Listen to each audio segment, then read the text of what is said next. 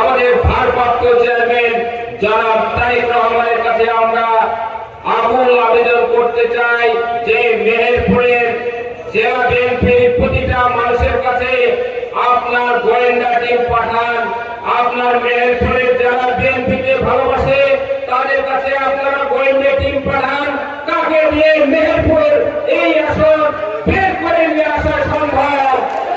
যদি কোনো কারণে এই মেহেরপুরের আসন যদি কোনো কারণে অ্যাক্সিডেন্ট হয় সেটা কিন্তু এই মনোনয়নের কারণেই হবে আমি বলে আমি মনে করি।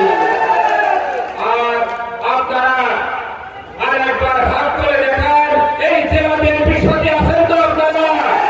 আমরা যখন যে নির্দেশ দেব সেই নির্দেশ অনুযায়ী অবশ্যই আপনারা কাজ করবেন।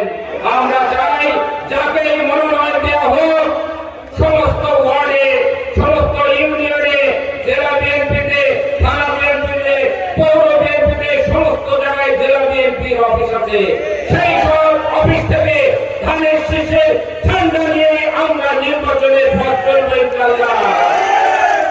আমরা চাই আপনারা দীর্ঘদিন এই দীর্ঘ 1 বছর ওয়ার্ড কমিটি করেছি আমরা ভোটের মাধ্যমে, ইউনিয়ন কমিটি করেছে ভোটের মাধ্যমে, পৌর কমিটি করেছে ভোটের মাধ্যমে, জেলা কমিটি করেছে আমরা ভোটের মাধ্যমে।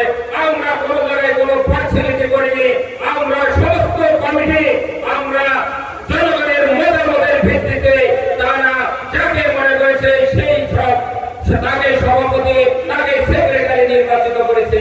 আমরা মনে করি সেই সব গুরুত্বপূর্ণ, সেই সব জনপ্রিয় লোকের কাছে আমরা আশা করব আমরা জেলা বিএনপি যখনই যে নির্দেশ দেব সেই নির্দেশ অনুযায়ী আপনারা কাজ করবেন।